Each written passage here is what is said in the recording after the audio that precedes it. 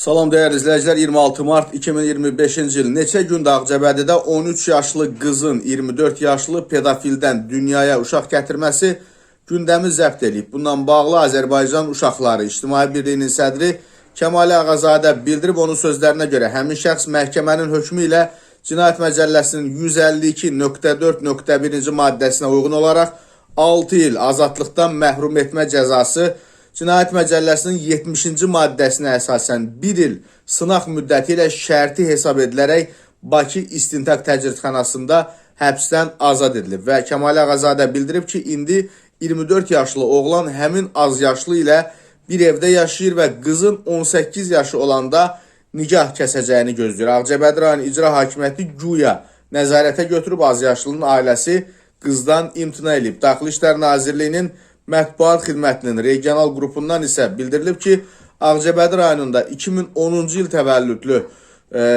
yeniyetmənin valideynləri rayon polis şöbəsinə dəvət olunaraq onlarla profilaktiki söhbət aparılıb. O, profilaktik uçota alınmaqla valideynlərinin himayəsinə təhvil verilib.